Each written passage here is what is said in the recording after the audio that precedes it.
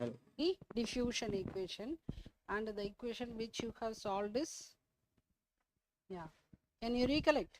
This is the equation. At the end you have solved for,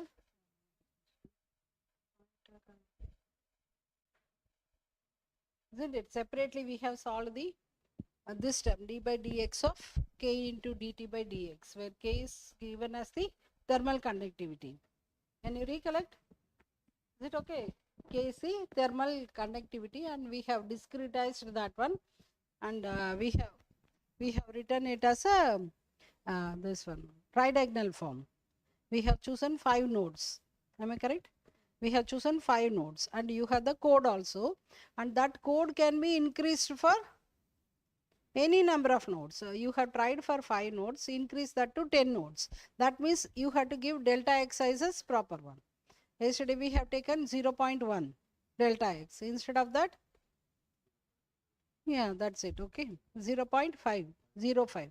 You have to take 0.05. Then automatically you will get that nodes, and you have to take care only the boundary nodes.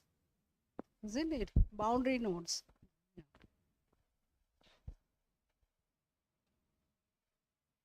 This one. Isn't it? This is the half boundary. This is one boundary, and here is one boundary. If you write down only separately for the left boundary and right boundary, it is enough. Okay. Now let us see how to deal with the non-linear term. Yeah, this is the time discretization. Later we'll do. Now I want to show you for the, yeah, this one, convection and diffusion equation. So now we are going to deal with this convection one. So here we are again going to take about this mass conservation equation also along with that. So what is the use of that one? If you recollect, already I showed you that we are calling this rho into u as flux term F. Isn't it? F we are going to call this one. So integrating over the control volume. Integrating over the control volume from where to where? Yesterday also we see, no? Here we have a control volume, and here is the point node P surrounded by the control volume.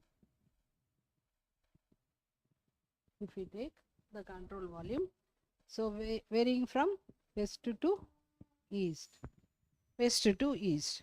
So the first equation, integral of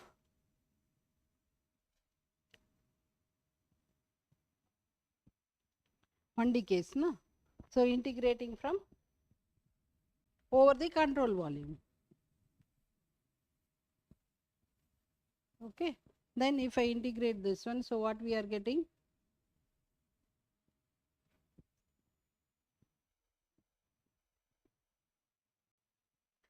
Isn't it?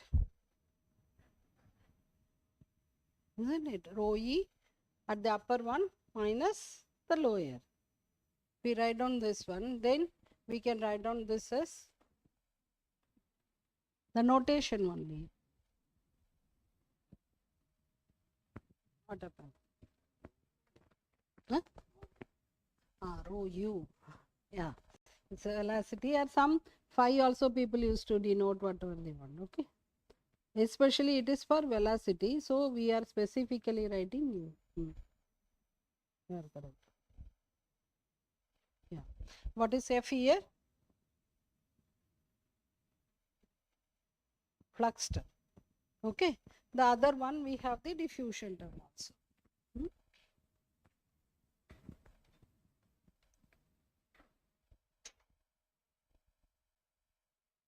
That is what it is written here.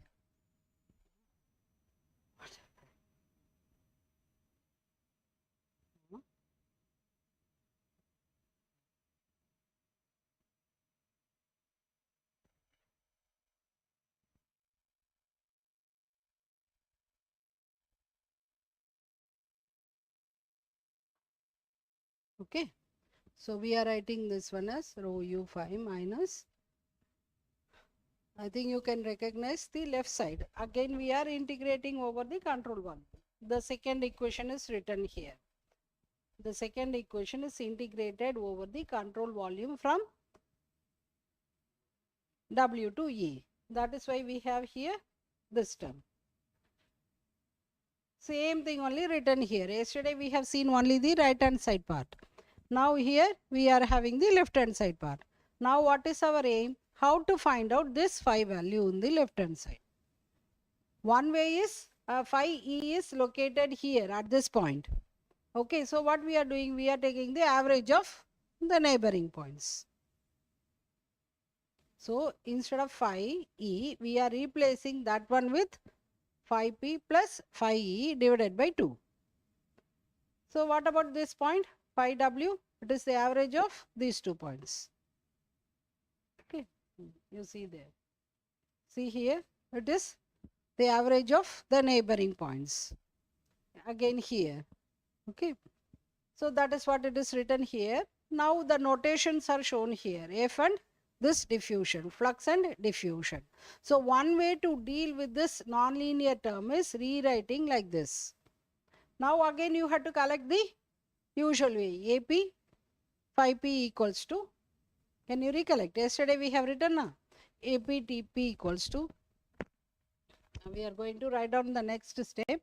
Instead of T we have here phi equals to AE T phi, phi E plus AW phi W. For each node you have to write down, again you will get a system of tridiagonal equations. How to solve that one? There are many methods are there. Okay. Thomas algorithm is there. Not TDMA is there. You can solve that. Using that one you can solve. Otherwise, what else we know? Yeah, nowadays we are using this algebraic multigrid method also to solve the system of equations. Okay, let us move on. That's what it is shown here. So AE is this diffusion and flux term also. AW is diffusion at the nodal point W and flux at the nodal point W. And AP is the combination of AE and AW. I think you know this now. What is the value of this one? Here you see FE minus FW is 0 because we are using the mass conservation equation. So this term collapses. So we are left with this one. See, it is written as since by continuity equation this is equals to this one, we do not get the property of this one. We do get the property of this is a combination of this one. Always AP is the combination of this one and these terms should be positive. Okay. So now some examples are given. If this diffusion values are 1 and the flux values are 4, then what will happen here? So the neighboring nodes is this one. Phi value is 200. Right hand side value is 200. Left hand side value is 100. In between we are getting 50 only. Okay. So otherwise what is happening here? If these values are this, then there will be oscillations if we choose this type of linearization. What it is telling here is if phi is discretized with respect to the neighboring nodes like this, there exists some oscillations in the solutions. That is the idea behind this one. Okay. So how to overcome that one? How to overcome, you see, since in reality cannot fall outside the range of 100 to 200. Left side is 100, right side is 100, but we are going to get the value of 250. If you solve these equations, we will come to know this value. Okay. So we cannot have such type of unrealistic solutions. Hence, we are choosing another method called upwind method. Okay, I will show you here. Yeah, upwind scheme.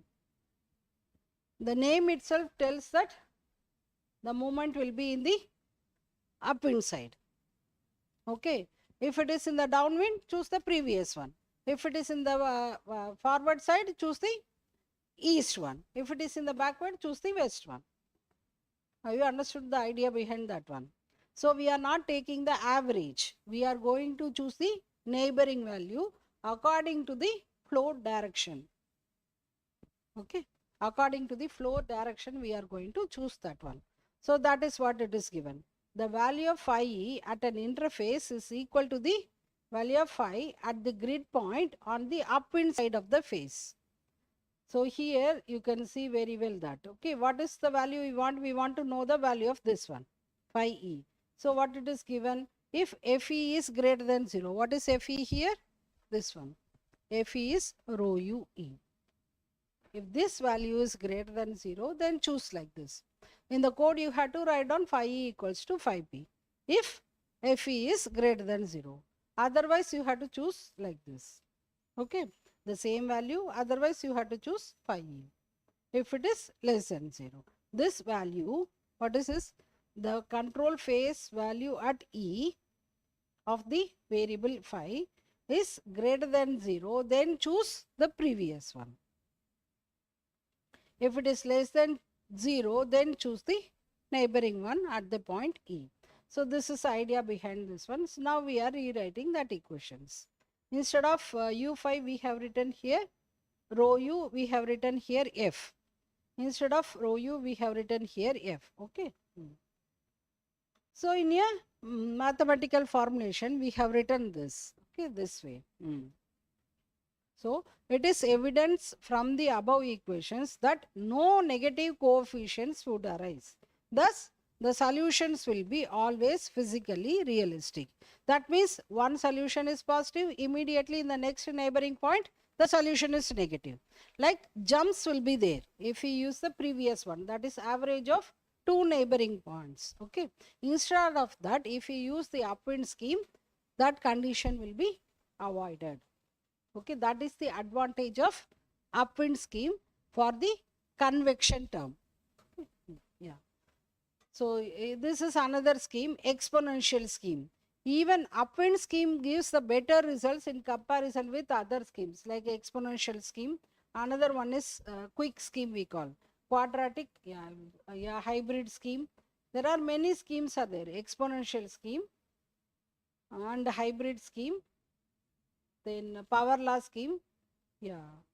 The quick scheme also there. If you go to this ANSYS software or COMSOL software, they will ask you how to deal the convection term, which type of method you require, whether you require upwind scheme or hybrid scheme or exponential scheme, etc. You have to tick there. Okay, but you should know the methodology behind that one, what is happening there. So now, if time permits, we go to the lab later and we will do this upwind scheme problem.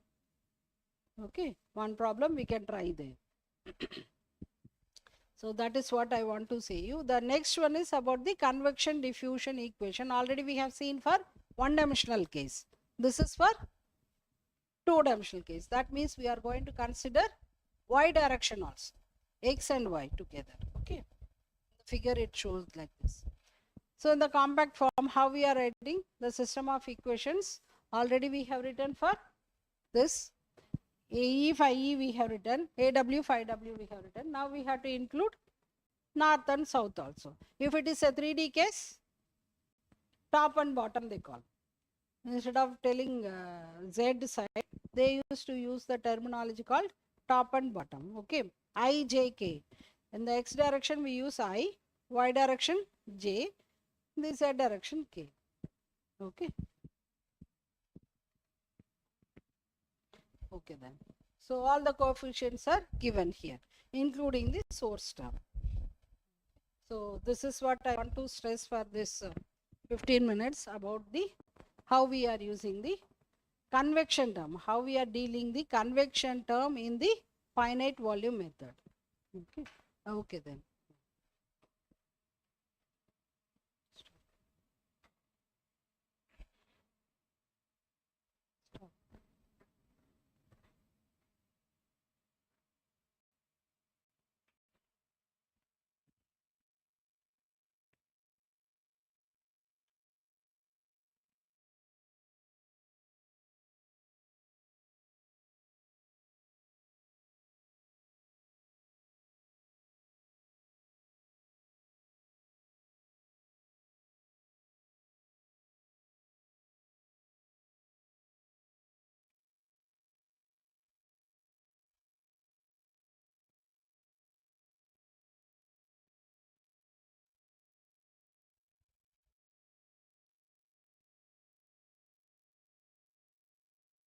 Shall I start? No, I can tell myself, but okay.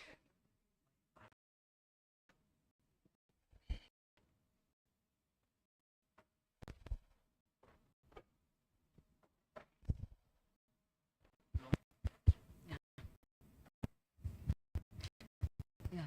So as part of this Gian course, let us welcome Professor Rameshwar from Osmani University, Department of Mathematics.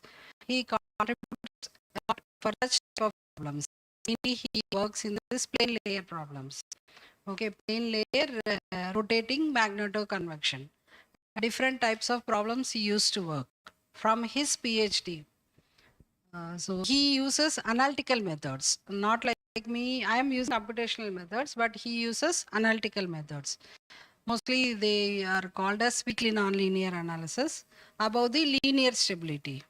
Linear terms, and then nonlinear terms also takes, and it is expanded as a series form. Especially they use the perturbation method. So we thought of introducing you the perturbation methods in the starting, then its applications to such type of problems. Okay, plane layer problems. Up to yesterday or here afterwards, we are going to see about the spherical convection, isn't it? Yesterday and all we have seen much about the spherical convection, but here we are going to see about the rectangular coordinates x, y, z. Okay, so I welcome Professor Rameshwar to deliver the lecture in this Gian course. Okay then. Okay. Over to you. Thank you very much. So, audible to you all? Right. Okay. So, good morning. Firstly, I'm thankful to the coordinator, as also Professor Sergey Strachenko and Professor Maria from Russia for coming over here. And really, we have very good time to have the discussion with the collaboration with these partners. So, thank you very much. So, as a part of the course, the chance was given to me to present work on these perturbation methods. Of course, we have two types of perturbation methods. So, one is the regular perturbation methods, and other is the singular perturbation methods. So, how to classify this? Sometimes I will take the help of this the pen. Okay, please try to see. And suppose that we're having say problems like regular perturbation. So methods. So another is, let us see, this is one, and next one is say singular. So perturbation. So methods. So we have that is we can say that is methods. Perturbation. So methods. Perturbation methods. So this is classified into two parts. One is the regular perturbation methods, and other is singular perturbation methods. Okay, singular perturbation methods. So here in this lecture, we try to cover about the regular perturbation methods. So when we call a model or a problem as the regular perturbable problem, and when we call problem as the singular perturbable problem, it's like this. Suppose let us start with some algebraic equation. Say example we take, and suppose that we consider epsilon is a small parameter. Epsilon is a small parameter. If it is occur either in the algebraic equation or in the partial differential equation, maybe ordinary differential equation, maybe partial differential equation, maybe integral equations. Suppose if these equations include small parameter, small disturbances. So in such case, we'll get such type of the quantities, and then so we can have the examples for such the algebraic cases. Algebraic cases we can take as the same x squared plus x and plus epsilon equal to 0. This is one. Let us take this is one, and this is let us take another example. Epsilon x squared plus x plus 1 equals 0. So we have two types of models are here. So algebraic equations. So they include a small parameter epsilon. So in the first example, so what you can observe that the epsilon is coming in the equation, which is free from the variable x, right? So in such case, we call that is example for the regular perturbation problem. All right. So next example, if we take that the small parameter epsilon, so that is coming as a quotient of highest power of the variable x. So in that case, we call this second example as the singular perturbation problem. Okay. So and similarly, we can take the examples. This is algebraic equations. So and other case we can have the differential equations, say dx by say dt, let us call, and plus epsilon x is equal to 0, homogeneous equation we can take homogeneous. Otherwise we can have that is the case of non-homogeneous also we can take in this format. Okay, maybe dependent variable, maybe dependent, and for example independent can have. Okay, so in this example what you can see that epsilon is a parameter, small parameter, and it is coming as a quotient of say dependent variable x, right? And of course we can have that is another type of example, this say d square x by say dt square plus epsilon dx by dt and plus x is equal to say for example f is function of x comma t. If you take this, so in this example if you see that the epsilon parameter is occurring, but it is a quotient of the next lowest power derivative terms, right? So hence these two examples we can take as a regular perturbed the models, right?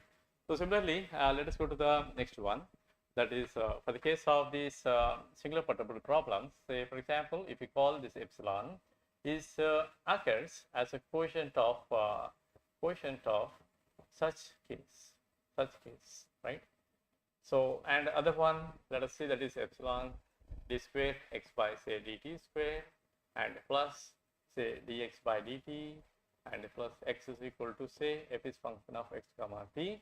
Suppose, so here in the second example you can see differential equation, epsilon is a parameter occurring as a quotient of highest derivative of the equation, right? So in the case of algebraic models, or in the case of the calculus differential equations, the idea is the same. What is the idea? If a small parameter occurs say at any one of the stage, for example here or here, but free from this highest degree quotient, and here also you can see that it is coming here but is not connected to here. Okay, so in such cases this model and algebraic model, otherwise you take the differential equation model, in both the cases what happens, we can treat these models as your regular perturbable problems, right? Similarly, if you go to the next case, that is this model is what algebraic case, here is epsilon is a parameter connecting to highest power of x, and here also you can see that epsilon is a parameter connecting to highest that is order derivative, right, of the equation here and here. So these two we can say that this one are the examples for the singular perturbation problems, right? So in this way we try to classify the regular perturbation problems as well as singular perturbation problems. Okay. So what are the uses? What are the uses of these models? Means of course let us see small example. Say a physical example. Let us call this is the same. This is say simple pendulum. Let us take simple example. And then suppose if you introduce the small at t equal to t naught, assume that it is at rest. Okay, let us suppose. Okay, and then we want to understand the motion of this object. Suppose if we introduce small disturbances, right? Then whether the pendulum approaches to its original position as time keep on increases, otherwise it may change its position. So what is the motion? What is motion means what? It is inclusive velocity and amplitude and periodic nature and frequency, etc. These all the quantities we can trace out. Okay, so for this model, so for this physical model, we can take as for example, if we call this is a displacement, and assume that displacement we measure with the help of say theta, right? So we can have the measures like say suppose if any object is moving from here in this x direction, from here to here, to here, we take the displacement from say for example this is a position x0 to x1. So in this way we can have that displacement the classification. And similarly, suppose that if any object is moving, the displacement we can express with the help of angle also. With the help of angle also, we can discuss the displacement. Okay. So then to understand the motion of this statistical model, then we have that equation theta double dot and plus omega, and let us call say sine theta. We can say that this is equal to 0. So this is the equation. This is the equation will help us to understand what is the dynamics of this pendulum, experiment. Okay, what is theta here? Displacement. So double dot denotes here what? Derivative of theta with respect to time twice. So you know that. So theta double dot, that is theta dot means what? Theta dot will give you the velocity. Do you agree or not? Theta dot is gives to velocity means what? D theta by dt we having. This is gives to velocity. And suppose that if you have a double dot, so then d square theta by dt square. This will give you acceleration. Of course, this omega, so we can call this omega, we can take as say gravity divided by L, we can take, and L is what? L is the length of this, that is rope, or we can say string, whatever the case. So in this way, we try to take this model. Of course, we have a lot of ways to derive this equation using calculus variations we have. Like Hamiltonian, we can use Hamiltonian, Lagrangian. So these methodologies, we can use it to trace out this equation with the help of what? Kinetic energy and potential energy. If you know these two things, Hamiltonian we can find out, and accordingly this equation we can trace out. Okay, but how to solve this equation? That is the question. So we have framed the equation, very nice, but we have to solve this equation. So to solve this equation, what happens? Suppose that if you feel that okay, that displacement is very small. Very small. It means what? We can, if you say that is say sin theta, if you are having, this is very small. If you are having, say for example, sin theta by theta is very small. So mod sin theta is less than theta. So in such case, this sin theta will be approximated by with help of your theta, right? So in that case, you have this equation gets modified, and let us call this omega we having here, and theta is there. So this is the equation. Now this is a linear equation and homogeneous equation, and one can solve by using our usual methods, right? And also we have this is a chance to solve this model using your perturbation methods. Okay. So let us come to this point. So this is one of the applications. So if you open this mechanics books, we have a lot of applications you can find out. For example, suppose you're having that is pulley is there, and then a mass. Suppose that if it is moves in this direction, m1. And this is another mass we are having, this is in this direction m2, and then what happens for this is pulley, what happens, it is trying to move this side or this side, and for this configuration, and from here to here L1 and L2, and we can have that is a dynamical equation, and we can find out the differential equation. And of course in general these equations are nonlinear differential equations, right? And as you know that solving these nonlinear equations, we having some methodologies can give the closed form solutions, but not all. So then how to proceed for that? So suppose if the equation includes a small parameter, for example, say epsilon, and in that case either you have the choice that you use the regular perturbation methods or singular perturbations accordingly. So this happens in the solid mechanics. Like that you can have many examples. And similarly, we can also take if you solve the problems like fluid dynamics problems, right? So if you want to solve the fluid dynamics problems, you need some equations. What are the equations required? You're all fluid mechanics people, I hope. Can you tell me? Next equation, one of the equation will help you to understand the velocity, momentum, velocity, pressure, and suppose if permits the temperature, for example, if it includes the buoyancy induced and temperature, etc., we can have it. And of course, this Navier-Stokes equation is a vector equation, but if you convert it to the dimensions, 3 dimensions or 2 dimensions, accordingly number of unknowns will increase. So to trace out to get the solutions, we take the help of, for example, equation of continuity we take, right? That is one of the equation required. So with the help of that, so we have a lot of problems available in fluid dynamics like positive flows, plane positive flow, plane Cody flow, and positive flow and Cody flow. These combinations you can have, and one can solve the problems using your the methodologies given. Closed form solutions you can get. But if it is includes the small parameters, for example, Reynolds number you have, right? So if Reynolds number is very large, so 1 by R is very small. And if that is the type of terms included, then how to solve those equations? So for that, what happens, we take the help of the perturbation methods to get it. Of course, so we have that is the lot of methods are there, like approximate methods. Approximate methods. What kind of approximate method you know? Numerical methods, for example. Numerical methods.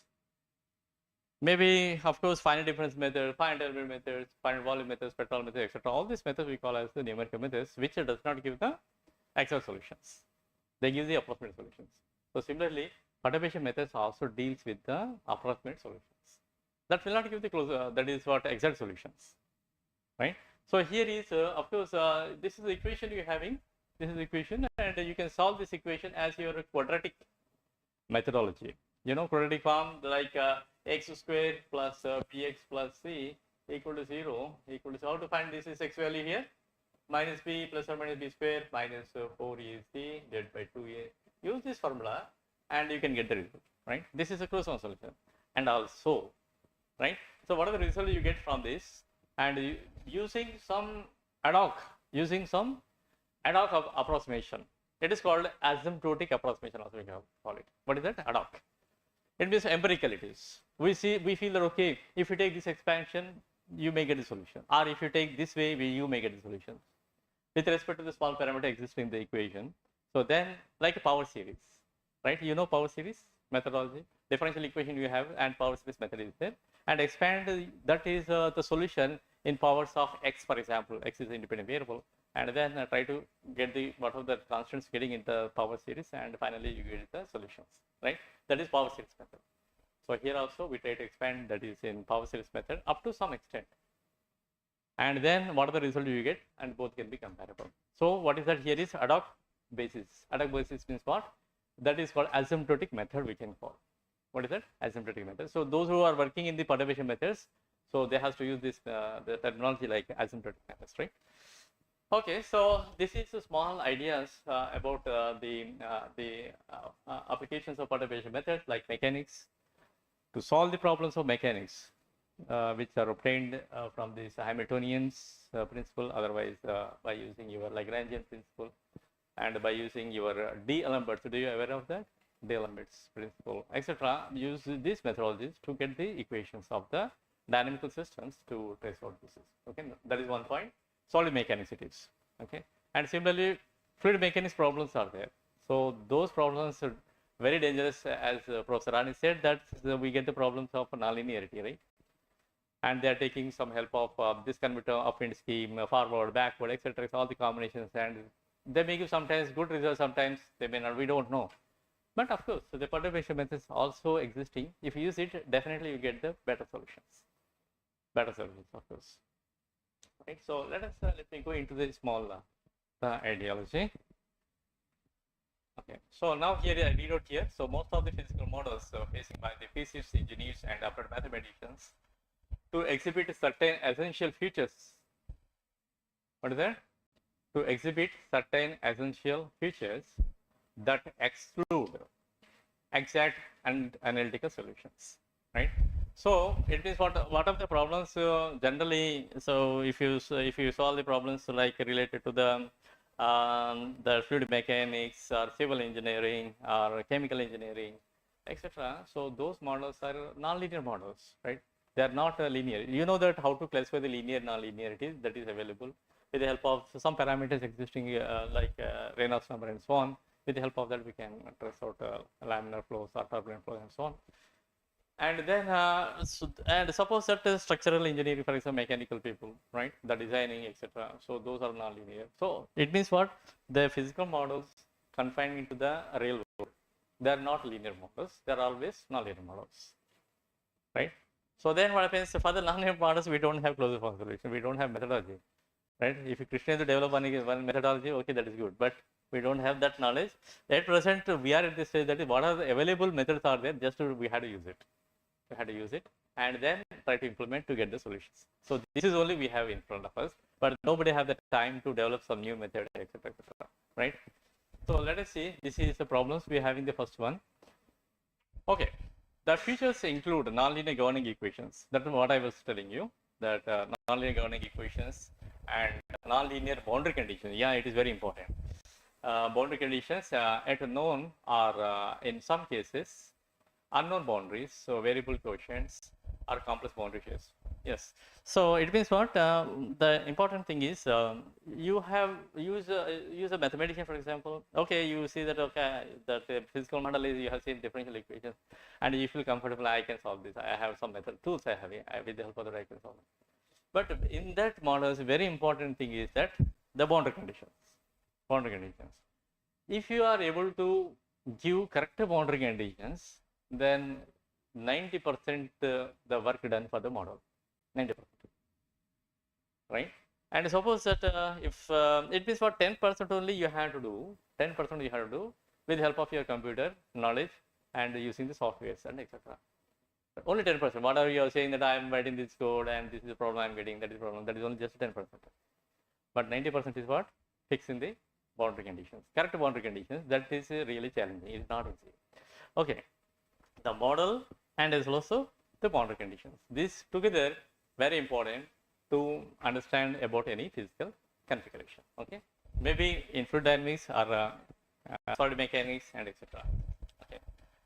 So as you know that, of course, if the boundaries are slab geometry, for example, okay, the matter is very simple. But suppose that if your configuration is like a zigzag, right?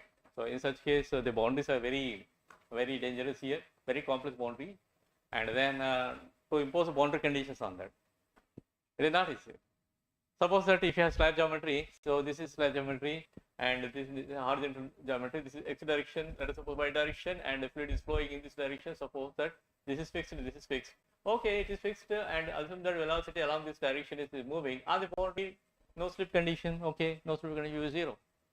Okay, and suppose that if you take that is on this boundary, suppose that if it is a free slip is there, and then what happens, we having that is u is equal to u, w we can take free slip. So we have shear stresses existing, and accordingly, and we can have the boundary conditions and we can record. But if that is like a complex geometry, okay, and you want to understand that is flow inside of this is the flow you want to understand, and due to this shape of the boundaries, so it is very difficult to apply the trace out the boundary conditions to get it. Of course, we have some softwares are the ready-made softwares like ANSYS and console and etc. So those softwares will take care of all these things and can give the solutions. Okay, that is what we have this point, the second para. So next is another one. Hence the physics, engineers and applied mathematicians are forced to determine the approximate solutions using approximation methods. You see that. So we don't have any chance. We don't have any choice because the problems are very complicated. Only problems are there. So we don't have solution. Then we are forced. I think that all of you using that is closed form solutions are using our numerical methods. I am asking a question, that is you are solving the physical models, right? Then are you using the closed form solutions? Otherwise you are using numerical methods. What kind of methodology you are using to solve the problem? Mritika? Numerical. Krishan? Closed form. What about you? Numerical. You? Analytical. Okay. What type of analytical method? Energy method. Okay. You? Numerical. Of course.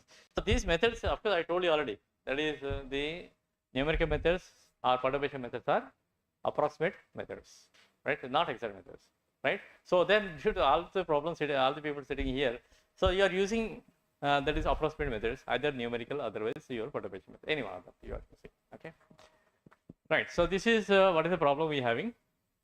So the approximation methods may be purely numerical. What is that? Approximation methods may be purely numerical or purely analytical. What is the name? Naveen. So Naveen, you are using that is purely analytical, right? Energy method. And numerical, Mritika, you are using purely numerical, right? Krishendu, you are using purely analytical, right? Okay. So this type of things we are having in the case of this analytical, that is approximation methods. Okay. So analytical, last one. The analytical approximation methods can be broadly divided into the rational and irrational. So that's what we have, rational and irrational here. So rational approximation method means what? In which I told you that is whatever the expansion you take, that is just a ad hoc basis, right? You feel that okay, this is a way if you proceed, you may get it, and that is such type of expansion also known as asymptotic expansion. Of course, Krishna, you are taking that is expansions, whatever you are taking, that u is equal to epsilon u naught plus epsilon u and so on. That's what you are taking. So that is nothing but asymptotic expansion, we call it. Otherwise, ad hoc. Who told you to take like that, right? Evaluate no. So it is the way we take, and suppose we submit it to the equation. Whether we get the solution comfortably, okay, this method is okay, and otherwise not. It is like a trial and error. So hence it is called as ad hoc basis. Okay. And next thing is we have, okay, let us see about the perturbation equations are there. So when we call an equation, it's a perturbed equation. I told you already the definition is given here. That is either algebraic equation, otherwise differential equation, or integral differential equation includes small parameter, right? So in such case, such kind of models are that is known as your perturbed equations, and accordingly the boundary conditions also that is given, which may include the epsilon parameter. Okay. And what is x here? So of course x is a variable, we can have independent variable, we can have that, and epsilon is a perturbed parameter, and we have this. Okay, so this is one of the example, classical example, we can say the relevant convection to understand the pattern formations. You see that to understand the pattern formations, how many people know the relevant model? Right, you and Krishna, etc. Okay, people you mostly know that relevant model that is states that is take the fluid between two horizontal plates which are fixed, and then supply the temperature from below and observe that for what temperature gradient you get the motion of the system. That is what our motto, right? So of course you know that is Bernard, he was explained that is okay if the temperature gradient exceeds some critical temperature gradient, then we get the motion in the system. Maybe that is in the form of the rules. Depends upon the boundary conditions, boundaries. Maybe boundaries, if it is the perfect conductors, okay, rolls or hexagons are preferred near the onset of the convection. This type of analysis given, and theoretically that problem was solved by Rayleigh. So that is happened in 1916, and then he theoretically predicted that is okay. He took the help of the Rayleigh number, and which obtained using proper scaling, which is very important. Which it is comes in the dynamical similarity. And with the help of that parameter, he said that okay, if that parameter exceeds some critical parameter, you are going to get this type of instability in the system. So to solve this model, to solve this type of model, so they have taken the help of the perturbations, because initially when you supply temperature to lower plate, you don't get convection at all initially. Do you observe or not? You put some water on the in a vessel on the stove and apply the temperature to that. Immediately, do you get the temperature to the top? No. You take some time. So initially it is stable state, it is okay. After some time only you feel that there is some warmness on the top. What is happening here? Here happening that is heat is that is heating the lower layer, and next to the upper layer, next adjacent layer, and keep on. So like that, it's continuous process. The heat is propagating one layer to other layer, and so on. It is approaches to the top level, right? So it is at rest initially. It is we call as a conduction state. So then next state is what? Small bubbles we find on the bottom. So it means what? There are some small disturbances occurring. So we call them as small perturbations. So how to understand the small perturbations? Let us take the help of the perturbation methods and to solve it. And happily, easily we can solve it. So initially, 1916, they have kept attention to solve this model using this analytical approach, right? Using closed form solutions. Okay. So conduction state we having it is we call as a rest state, and next state we have convection. It is known as the perturbed state we have. So we want to understand from the basic state to the next perturbed state. So what kind of the methodology we have to use to get the solutions, right?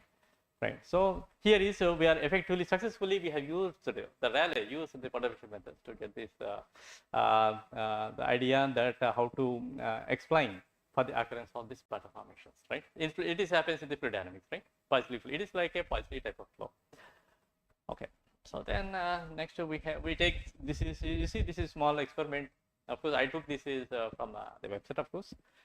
So then heating it may be aluminum liquid, right, and heating from below, and then you can see the formation of this hexagonal cells, right? So it means what it has six of course 6 sides. You take one step 6 sides and it's 6 sides, but of course all of them not 6 sides. So something having some defects. We are not interested about Depends of if you can maintain the proper temperature gradient in the configuration, definitely you can get the perfect the cells. And it means what whole layer, whatever you have initially, that got split into small sub layers which are in this form. So to explain this, we take the help of the perturbation method. Happily, one can explain that. So for what value of the real number, so we can get this instability. But here is, you can see, what is the bottom plate? Bottom is a rigid one, and top one is connected to the A, right? So boundary condition is very important, right? I think Krishna would know that the aware of the problem of if it is one of the boundary conditions is rigid, then how much time, how much struggle one has taken. This is very simple. It is within 2 minutes you will get this type of pattern. But mathematically, if you want to trace out to understand the formation of the patterns, so he was spent more than 3 months, I think, right? So it is like that. Mathematically, it is challenging to understand, to explain the occurrence of such type of pattern formations. So this type of patterns occurs in nature, of course, in nature. So and then this hexagonal sense, if you can, if the boundaries are perfect conductors, okay, we can get it. You can see here the interesting thing is the bottom is perfect thermally conducting, and side walls also here is thermally conducting. Okay, it means what side walls also showing some effect on this occurrence of this one. Normally, what they take that bottom wall and top wall, but side walls they put as insulators. So they want to understand perfectly how the heat transfer propagation taking place. But here is this is ad hoc one. You see, that is it is like a cylindrical structure, but heating from below, and then just they are trying to see that whether we get the patterns or not. So I also get every day. I try to cook the milk and I get the patterns.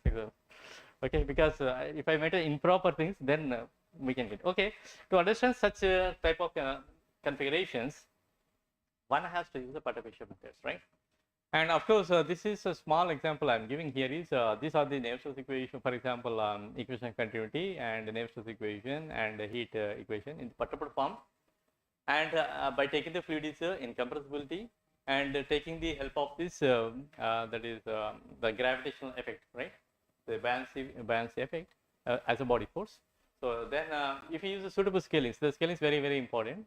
And if you use the suitable scalings, then accordingly, what happens, we can get we can get such type of the non-dimensional equations, and one can solve this type of equation using the perturbation methods, right? Like regular perturbation methods. And here is, you can see that epsilon is normalized with the help of the real number and with the help of the critical real number and the boundary conditions. So everything is perturbed equations, equation of continuity, perturbed equation in 2D or 3D, what are the case, and this is Navier-Stokes equation, and in which a Prandtl number is there, and this R is known as the Rayleigh number, and of course it is vector equation, and this is the heat equation, heat convection equation. I don't want to tell that what are the terms coming here, but my interest is that where we can apply the perturbation methods effectively to get the solutions, right? So I'll go to the next one, right? Okay. So then of course with the help of the perturbation methods, Krishnendu successfully got some that is, I think you are also doing like energy method, right? So one can get such type of equations, right? It is known as Landau-Ginzburg equations, and that will help to understand the kinetic nature of the flows. Because initial stage means what? As I told you, that is conduction state we get, later convection. But at the convection state, what type of flow behavior will be? Whether it is kinetic behavior or whether it is weak turbulence, etc. Those things one can trace out with the help of this equation. It is called as amplitude equation. It was derived in 1969 by Newell and Redhead. And Siegel also, he also derived in the same year with the help of the regular perturbation methods, right? So like that, very highly challenging models one can trace out with the help of the perturbation methods. And let us see. That is, I don't want to tell that is why these scalings and etc. Of course, these are some of the numerical methods used, and then this plotted graphs. Of course, Professor Rani, she was published a paper in GFD, Geophysical Astrophysical Fluid Dynamics. Is she able to trace out that taken the Rayleigh numbers like this one, and these patterns she got it, but these are not regular patterns, right? So this is what is the value of critical Rayleigh number when the boundaries are rigid? 1707, but it is not 1707. Rayleigh number is 800. So we can say that is the flow is there, but it is subcritical flow we can call. Okay, so using, of course, these are all done by using some DNS methods, and she able to get it. And you can see that if it is more than that is 1707, it means 3475, and Nusselt number is 1.052, and you can see that is regular patterns are there. So rows, and this explanation for the occurrence of this explanation. So she has used that is software, after DNS software, and with the help of workstation, of course. Of course, she can apply patent for this type of pattern. Of course, this is obtained for the Mandel convention problem, and taken Chandrasekhar number is 2000, and Rayleigh number is 30,139, very large Rayleigh number, right? And then taken the fluid is liquid gallium, and she able to get this type of pattern formations. You see that how it is three-dimensional patterns. After it is not easy. 3D is very bad. So 2D only we fight with that, but 3D is very bad. So okay. So these things that is you can see this type of things we cannot trace with the help of your perturbation problem, perturbative methods, because due to complexity of 1D is okay, we can tolerate, and 2D okay somehow, like extend to 4 years, 5 years, okay, one can do the 4 problems like, but such type of things using perturbation means it is really very tough job. Perturbation method has limitations due to the complexity of the geometry. Okay, so this type of problems we can use only DNS. Let us see that is what happens in the case of the perturbation problems. Okay. Okay, so then when you have this type of equations, right, equations like this, perturbable equations, then in such case, firstly, what we do that we try to expand. That is dependent variable. U is called here is dependent variable, right? And x is what it is say independent variable. It means you can differentiate with respect to x and so on. And then suppose if the equation includes the parameter like epsilon small one, so then we try to expand with respect to the epsilon as a power series, right? Epsilon of your choice. So as you know that a power series is converges. When it is converges, because power series is based on your epsilon, right? Epsilon square cube and epsilon power 4 like that you are having. So when a power series converges, can you tell me? If epsilon is small. If epsilon is small, so then okay, the series can converge. So the same small idea we try to put it and try to expand this is as a power series by taking epsilon small. In your case, what epsilon parameter is very small, and physically also, if you observe any physical experiment in which the disturbance is very small. Suppose that if I curse you, then the small disturbance may grow in you. Suppose if it is large, then the problem comes, right? So let us see, this is expansion we are having, and then in this we have the classifications. What is epsilon here? Epsilon is a perturbable parameter. Epsilon is what? Perturbable parameter. Suppose if epsilon is vanishes, epsilon 0, so then what happens? U is nothing but U naught. Is it not?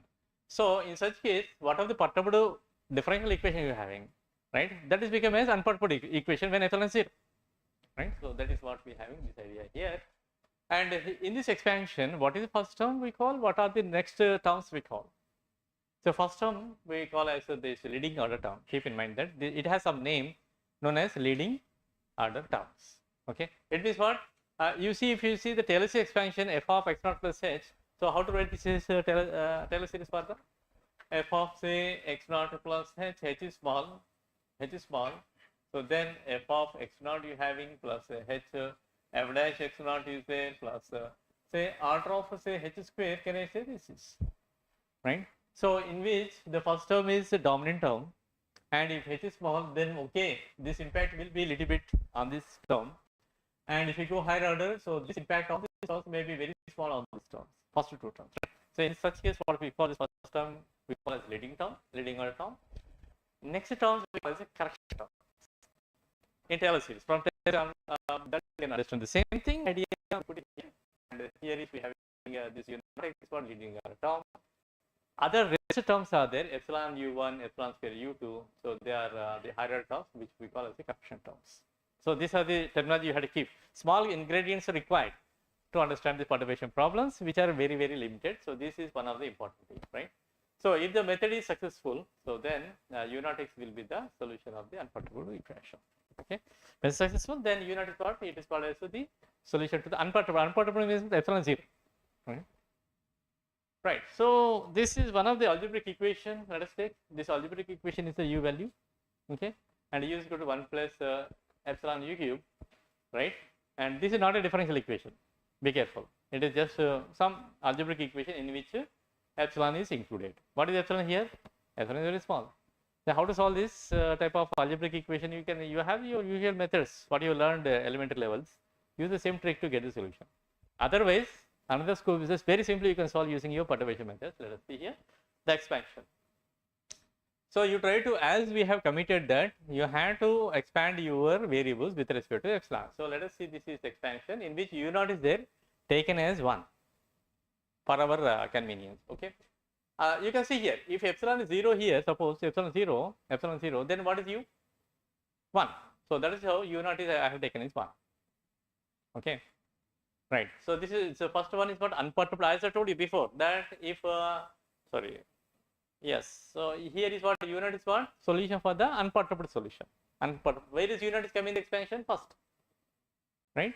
So similarly, so same trick I am applying here. If epsilon 0, what is u0 here? 1. So here is instead of u0 I have taken as 1 and rest of the terms are taken here. Okay. So what is next job? We have to submit this expansion to your equation. This is the same idea for the differential equations as well also for the algebraic equation. Same idea that, so we have that. Suppose that if you submit into this, that, left side is also right side, and then try to collecting the like powers of epsilon on both sides, and you have this type of equation. And then how to get the solution, because left side is we having epsilon square, epsilon cube, and dot dot we having infinitely many terms are there, but right side is what? Simply 0. Then how to proceed?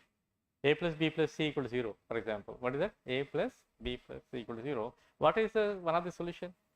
Trivial solution we can take. A is 0, b is 0, c is 0. Right. So this using the same thing, that is now equating the like powers of epsilon to 0. Right. Then what happens? We get the system of equations which are the homogeneous equation we can tell. Right. And non-homogeneous, it is sequence of the equations. Sequence of the equation we have. And then from the first one, simply you can get u1 value. Okay. From the second one, u2, because you know the u1, submit in this and you get u2.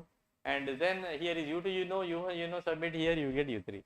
Right. It means what? You are getting the solutions very simply. But now solving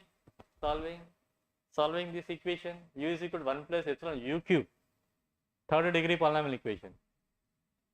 X square plus x plus 1 equal to 0, quadratic.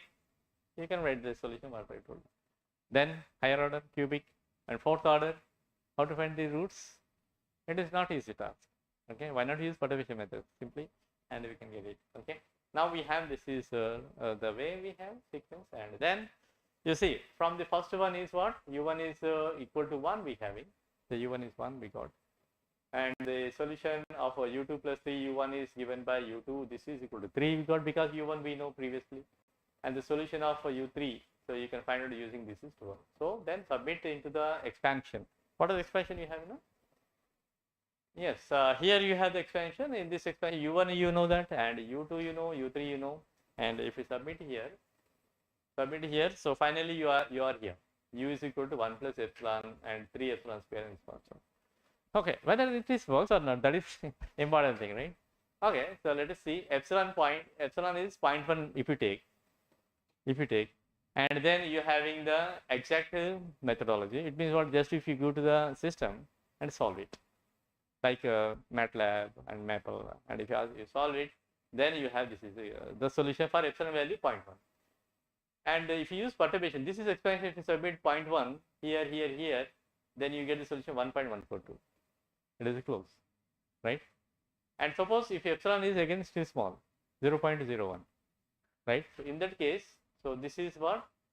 The exact value, but you can see this approximate value. It is tallied up to how many digits here? 3, 4, 5, 6 digits is tallied.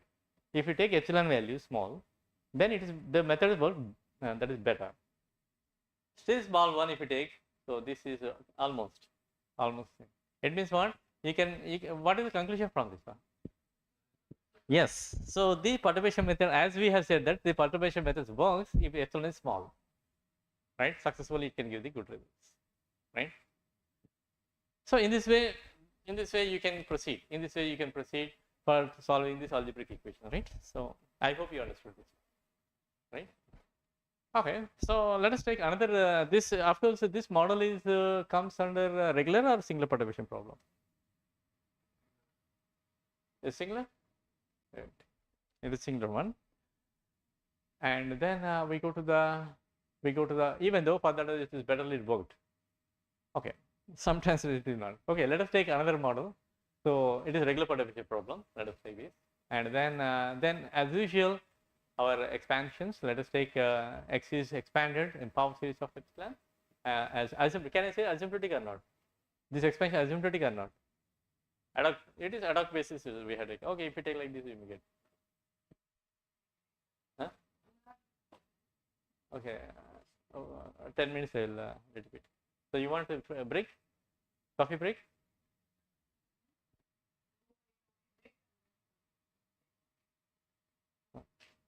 Okay, so okay.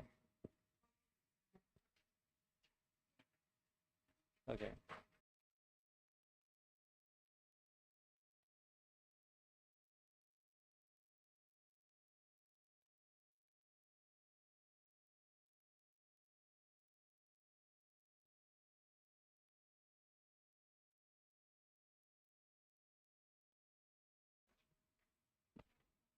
Are you ready?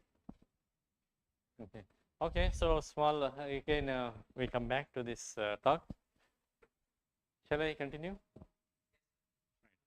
Okay, right. So now in the previous class, previous hour, we have seen that how to solve algebraic equation, an algebraic equation using the perturbation methods, and you know that it's comparison. It's comparison, right? So then comparison shows that it is a very good agreement between the exact solutions and approximate solutions. And what is the lesson from that? That if you go the epsilon smaller and smaller, then the exact solution match with the perturbed solution. So this is the understanding from this analysis. So hence, can we believe perturbation methods, regular perturbation methods? Can we believe or not? Can we believe? Mritika, tell me, can we believe or not? It is a proof. Here is a proof. We need the proof, and the proof is here. So hence, we can believe the perturbation methods of this type of expansion, and we can proceed, right? And then it is valid only when the epsilon terms are smaller. Okay, right. Now, if you take one more example, this is the example, and then and here is we take the expansion for this is x.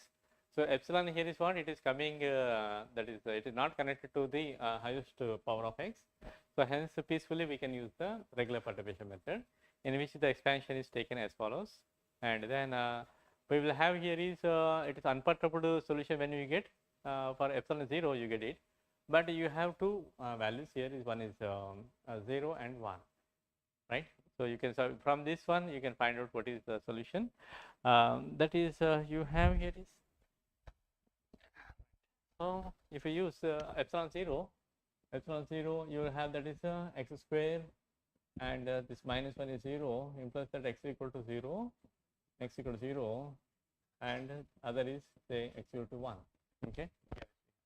So then you can start your perturbed solutions with either you can choose x naught is equal to 0 or x naught is equal to say 1.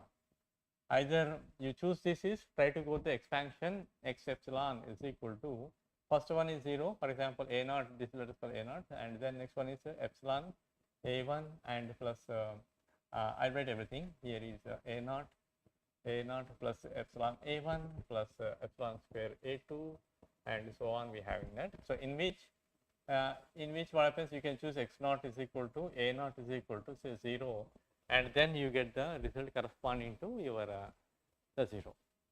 Okay. So similarly you take suppose that if you take say x naught is equal to say 1, if you take x naught is equal to 1, your expansion will be x of epsilon is equal to 1 plus epsilon a1 plus epsilon square a2 plus so on. Now your job is to find out a1, a2 and so on. Okay. But it is very important thing is we have to focus on the terms like a naught and epsilon a1, epsilon square a2 and so on. If you want to get the bounded solution or convergent solution, so in such case what happens, this term should be smaller than this term. Do you agree or not? The question is, suppose you want the bounded solution, convergent solution, okay, because epsilon we having and then in such case this term must be smaller than this term. Do you agree or not? Next, similarly, this term must be smaller than this term. Do you agree or not? Right? For example, if you see the power series 1 by n square, so 1 plus 1 by 2 square plus 1 by 3 square plus 1 by 4 square and so on. This is the your well-known power series, right? And then tell me that this term is, if you want to say this is a series is converges, if you want to say, in that case this term is smaller than this term. Do you agree or not? This term is smaller than this term. Okay, and let us call this is A0 and this is A1, this is A2 and this is A3 and so on. In such case is what A1 is less than A0. Agree? Right? And similarly your A2 is less than A1 and then A3 is less than A2. Suppose if it happens this way, so definitely the series going to give the final value. If you add infinitely many terms of that expansion, you are going to get the final value, right? This is what we have. So similarly, same idea we apply here, that is to get the bounded solution. To get the bounded solution, what we do, that is this term must be smaller than this term, right? And similarly, this term must be smaller than this term, and other term must be smaller than this term. If it happens, keep on decreasing order. So definitely you will have the that is bounded solution. Okay.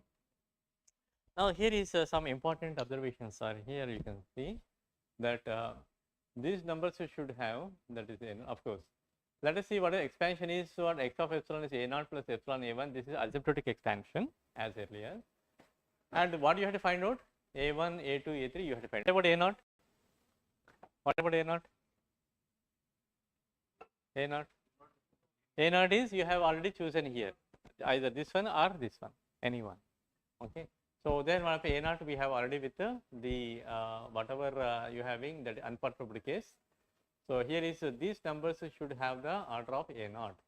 So hence epsilon A1 should be smaller correction of A0. Epsilon square A2 should be smaller correction to epsilon A1 and etc. If it is like the decreasing order, so definitely your whatever series is going to converge. Okay, that is one thing. Okay, let us take this expansion into the equation 1 here and here. If you submit that and then equate the like powers of epsilon as earlier, right?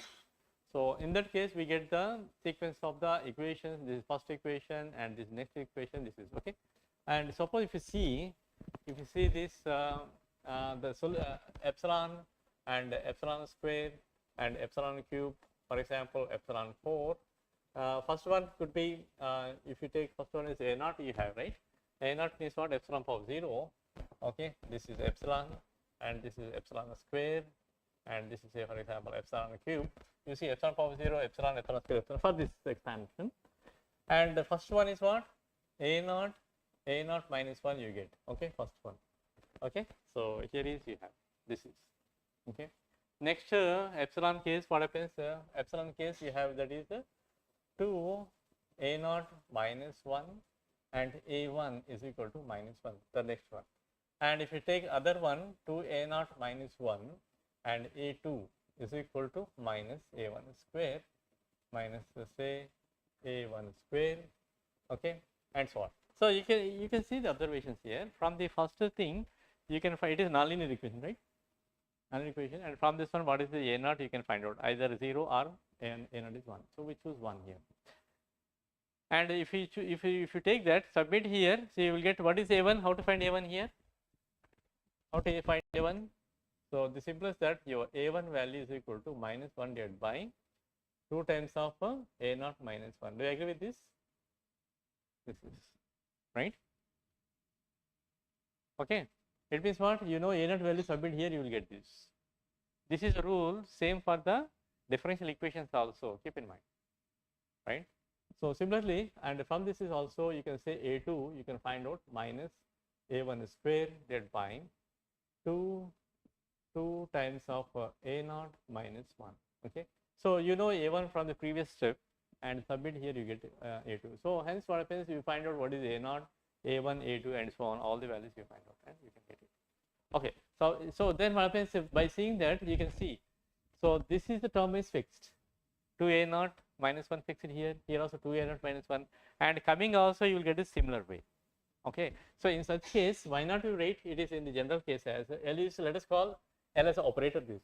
In the case of differential equations, L is operator, and that is operating on this term, for example, and this is equal to, it is equivalent to 2 A0 -1, which is operating on 1.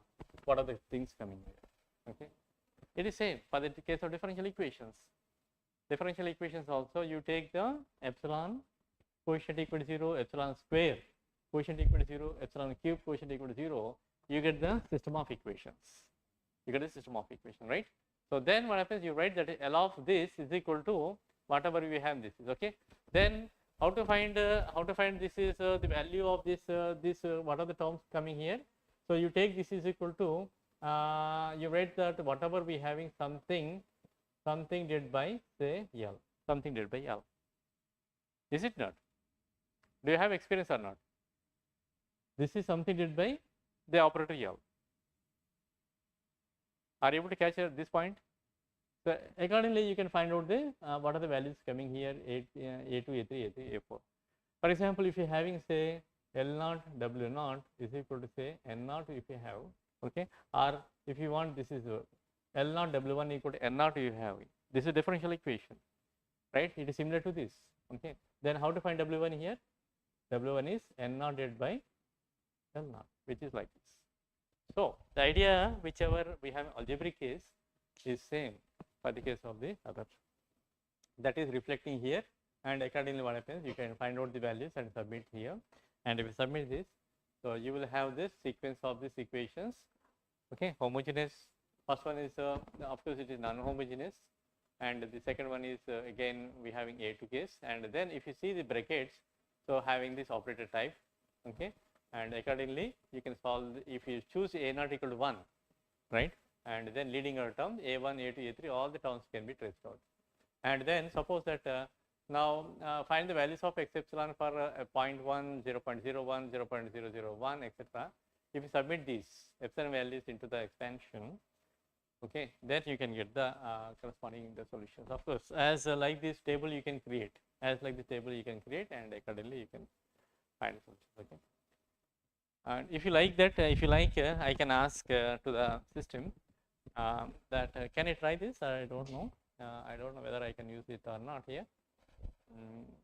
Christian, the net is coming. Okay, then not to worry about it. Yeah. I will take a letter. This experiment not now. Okay, so in this way we try to find out the solutions of the algebraic equations. Okay, let's try to keep these points in mind, and then let us go to the next thing is that, so then we have that is weakly nonlinear boundary value problems. For example, let us take as an example, and assume that this is an equation, okay, equation which is first order equation, which is example of Riccati equation. You know the Riccati is very famous nonlinear equation, and then has the applications in the boundary layer models and so on.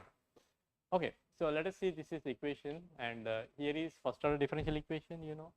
And then epsilon is the small parameter is added to the nonlinear term. It is one of the assumption, and which is equal to t. So then, so it is a nonlinear or ordinary differential equation. Of course, t is what it is. So let us take time, then dot we can put, or t is any variable means we can have the dash here. So finally, we have the differential equation, and then with the condition is there.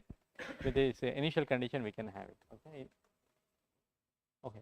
So maybe initial or maybe boundary, what are the case? So we can take, but the idea is what t is taken as between 0 to 1, and epsilon is very small quantity. So then we have to solve this type of equation. Then can you tell me that how to proceed?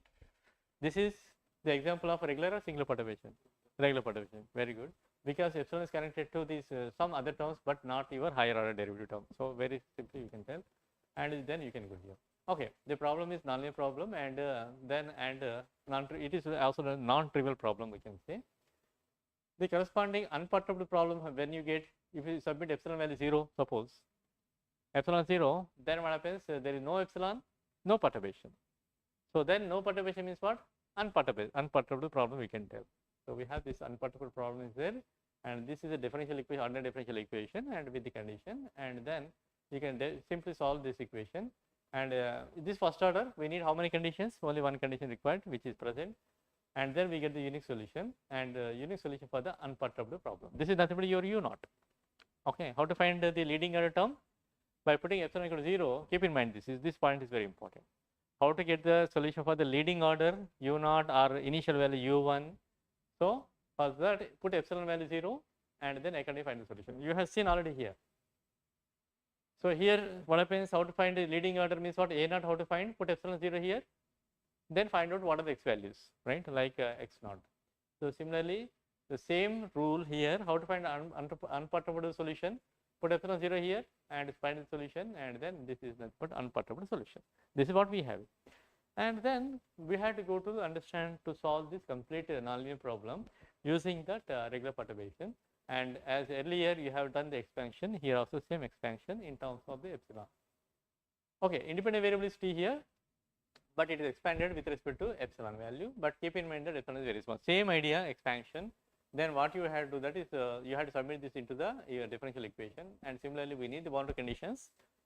So here is what we have the expansion, whatever u is taken here, u naught and epsilon u and something. So instead of t, you submit as initially say 0, and then we have this is equation. Okay, 1 minute.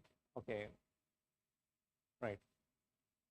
Okay, so then what happens? So here is this is 0, then not 1. Some mistake here. It is 0, here is 0. So then only what happens? We get this type of the solution expansion. Okay, this expansion we having t value is 0. Initially we have this. So compare left and right. So then what happens? We get the u naught of 0 is 1, and u1 0 is 0, u2 0 is 0, and so on. So we have all the things here.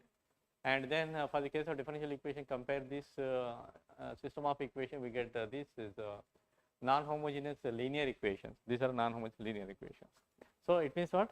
So instead of solving whole equation, so it is better to solve, better to convert into the that is non-homogeneous linear equations. This is better one, simply. Okay, as earlier. And then we have this is equation, differential equation with a condition, differential equation with condition, differential with condition. And accordingly, so we have the solution here. This is the first order solution, and u1 value will be taken in this manner. Okay, then previously we know what is u naught. We know u naught we know from here, u naught we know from here, and then u1 will be understood with the help of this second equation. Second equation, if you solve that, and you get the u1. Suppose that if you combine both this u0 and u1, and this is solution you have. So finally, what is, you can check that is epsilon u1 is less than u0 t, and this solution you can take. So this is a way we try to proceed to get the solution. Okay, and then we get these better solutions for the range of epsilon is positive. Okay, in this way we can go. So this is way the same procedure for the algebraic, same procedure for this is we can. And we can go to the next model is van der Pol oscillator, van der Pol oscillator. So for that again, this is the equation we have, and here is epsilon is a nonlinear that is a parameter is introduced. It is again example for the regular perturbation problem, and then unperturbed case.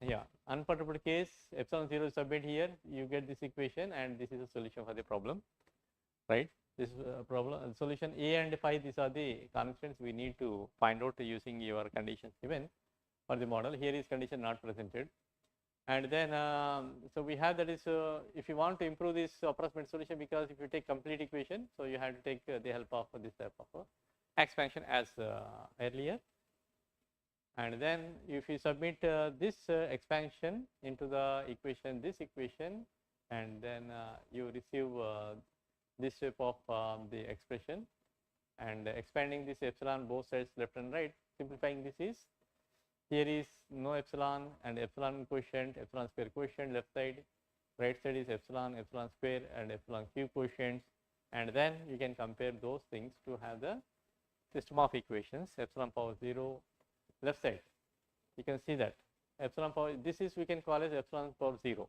quotient, and accordingly here is, do you have any epsilon power 0 terms here? Right side nothing. So hence So you have this is right side is 0. Okay. So similarly, left side is what? Epsilon coefficient is this is a term, and right side is epsilon coefficient this is a term. If you compare both sides, then you have the next this is left side and right side, and then for the epsilon square we have this is left side and right side we have it. Now the problem got very simplified. So instead of taking the whole problem, this is the solving nonlinear problem. It is really very tedious, very tedious. So why not you go to the perturbation problem methodology? You have system of simply homogeneous equation, homogeneous and non-homogeneous linear equations, and you know the methods, and you try to solve them from the first equation linear this model and homogeneous, and previously you know that from here is leading solution you know what it is, and then from this you can get the same solution and you go to the next epsilon. So you submit here whatever you get from this on the right hand side, and left side is what u1 you have to find out. And similarly u1 and u0 you know from these two above equations, submit on the right side here, and you know the right side non-homogeneous linear equation, and you can solve. Okay, if you see this this sequence, firstly you can see that yeah, you can see the left side is what left side is you have left side is what d plus 1 operating on u0 equal to 0. Okay, from this first equation, right. Next thing is d square, yeah, d square. Next one is what you having d square plus 1, right, operating on u1 is equal to, you have something non-homogeneous part. And similarly other one, if you take again d square plus 1 operating on u2 is equal to, again you have non-homogeneous part. Okay, it is similar to this one, you can see here. For the algebraic case you have seen 2a0 minus 1, 2a0 minus 1, 2, and again another one also we get the same way. And here also you can say d square plus 1, d square plus 1, d square plus 1, right. So like that we have the operators, right. And how to define the values of u1, u2, u3 here? Simply send this operator to the denominator. So it means what here, if you want to find say u1, u2, then what you have to do? So you have to do that is u1 you will find out something divided by what is that, d square plus 1. Okay, so here also if you want to find out this is u2 from this, something divided by d square plus 1. Okay, that is going to give you particular integral, right. If you divide by some operator, you will get the particular integration. So we don't get here is we don't prefer here the complementary. It is non-homogeneous model. It possesses the two like complementary function and particular. That is we aware. But due to this, whatever the conditions are there, initial conditions, and one of the operator we see that for everything d square plus 1 d square same operator. So we try to neglect the initial condition. Know the initial condition. Okay, don't consider initial because initial condition. I am not saying about the boundary condition. Initial condition, time dependent, can remove it. Okay, so in such case what happens? So we can find simply there is no complementary function, but you have only the particular integration. Okay, so we have the particular integral solutions are here, and you can work out with that. Okay. This is same thing for all these regular perturbation problems. Okay, and then you can see here. So next thing is okay.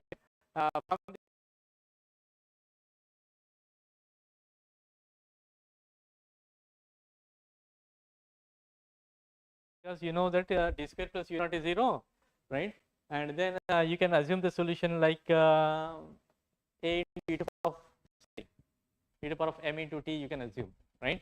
The solution, you know, you can write that is a into e to the power of m into small t. You can have this, submit here, and m will be what is that, plus or minus I, plus or minus I, and submit back here is plus or minus c, and simplify that, so you can receive cos function.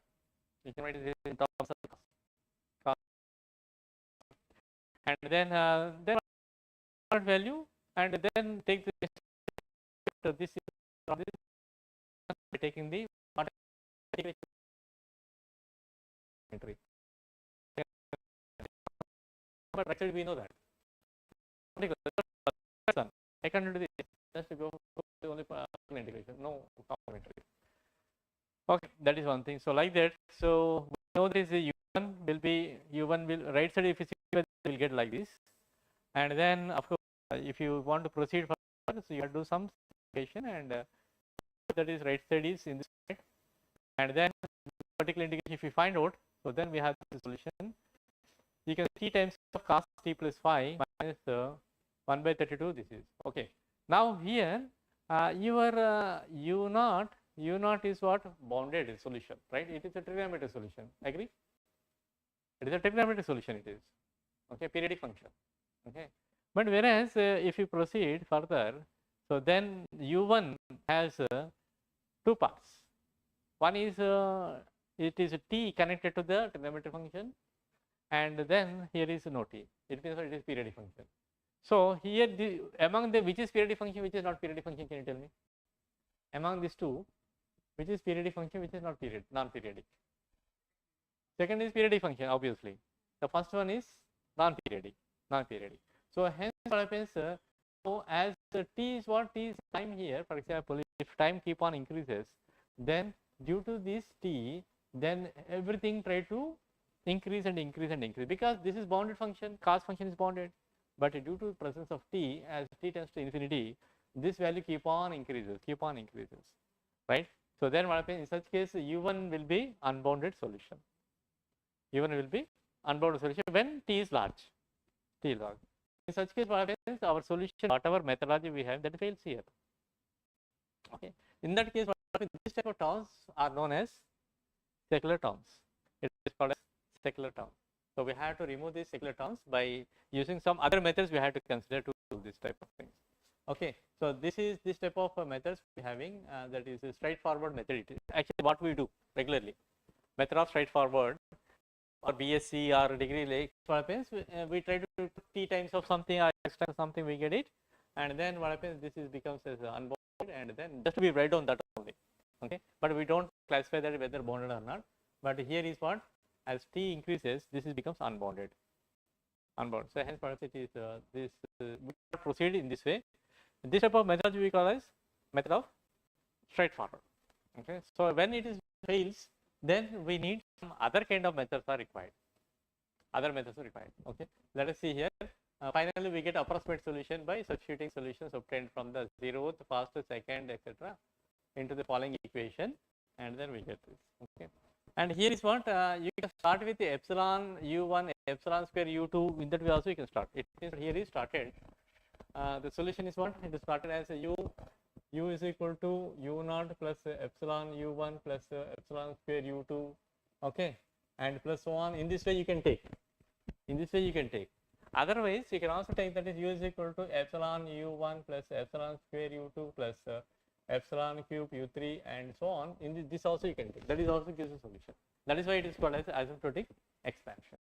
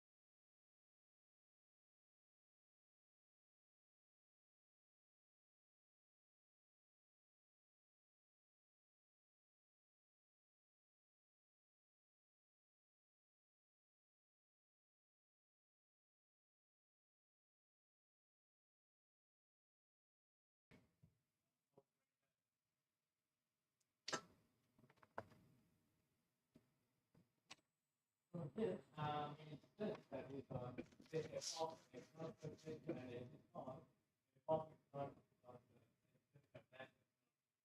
and it's also squared by two factorial dash and so on. So we have it with that. Otherwise, we can use the part of it. You can write that, and here here is this is downhill term and other terms are you can say okay. So then in that case we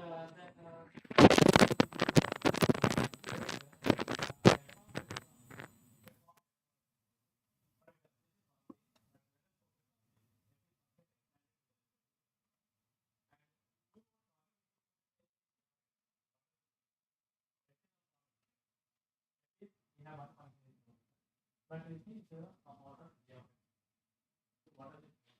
That is and it means that is as your epsilon is become smaller. As epsilon is become smaller, 0.1, 0.01, 0.001, it is like that. So in that case, what about this ratio f of epsilon divided by e of epsilon? So that is this one. Bounded are because as epsilon changes, so then we can use this time. So then let us see some example. Let us see. So sin epsilon is of order epsilon out of epsilon. What does it mean? What does it mean? Epsilon is smaller. What is the sin epsilon expansion? Can you tell me? That is the epsilon minus epsilon b by 3 by 2 again minus epsilon power 5 by 2 again and so on. This is that. We are calling that this delta is equal to epsilon. It is possible. Epsilon is not. Epsilon 0.01 for example, or 0.02. Epsilon is 0.02. So here is epsilon equal to 0. 0 means what? You can start with 0.1, 0.01, 0.2001, and so on. If you do that, if you take this sum, okay, this sum becomes too small, right? So the impact is very small because it is epsilon of 5 and so on. All the sums impact is very, very small. So in such case, this value equal to this one. And epsilon is equal to 0. 0. So then the left side is equal to what happens. In that case, we write as f of epsilon is of order Gian. Right? Epsilon should operate as to 0. Not general. Suppose if we take epsilon is 0.1, so sin 0.1 is not equal to obviously 0.1. So this is very important in the limiting case of epsilon. So this fraction, right? So that is always important. In that case, we say that this is of order. Sometimes we say that the amplitude is of order epsilon. The finite amplitude is of order epsilon. What does it mean? Means this fraction. In the limiting case of epsilon, it is very important. Limiting case is very, very important. So all these things you can trace. That is the sin value will be equal to epsilon. Whenever epsilon is small. Okay. So this is the symbol we have in the capital 4. That is the. So similarly, let us take this another one. Small O is also. In that case, what happens if it is opposite 0 in the limiting, f of epsilon by g of epsilon is equal to 0 as a result of 0. So then we can say that f of small O object. So these symbols are we need important in the text. So we write it. This is you see here f of epsilon is the small O of g of epsilon means that f of epsilon is much smaller than g of epsilon. The idea numerator is smaller than the limiting case. Limiting is very important. Okay, right. So these are some examples. You can say sin epsilon is equal to order 1. It means what? The fraction 1 of it. So that is the idea. Sin epsilon by 1 is 0 when epsilon is 0. I need it. Sin epsilon by 1. It takes 0 value whenever. In such case, we write it in this way. Write that using these symbols, small O, capital O, and small O. These are very important in the case of paper measurement. We can get that. Okay, then we can try that. So then I like the important methodology. We have some other methods also there, like when this method, straightforward expansion method fails, right? So then we have some other methods also there. It is called as leadership pointer method, right? Leadership pointer method. So in which whatever we have in t, whatever we are taking the t is the variable. So instead of t, we take the scaling as omega times of t. We take omega times of t, and omega it is expanded as omega naught plus epsilon omega 1 and so on. So it is taken this it is a parameter. It is a parameter. Is expanded as omega naught epsilon omega 1 and whatever the unknown variable is there. For example, u x or t comma epsilon. So t comma epsilon that is expanded as the u of tau. Okay, u of tau and plus u1 of say epsilon we have it epsilon u1 of tau and epsilon square u2 of tau you take and so on. So you take this step of expansion. So we right. So then in such case we will try to get the that is validity solution. It means what we get the bounded solutions. Okay. If you take this, what is that? You have usual t is a variable, independent variable.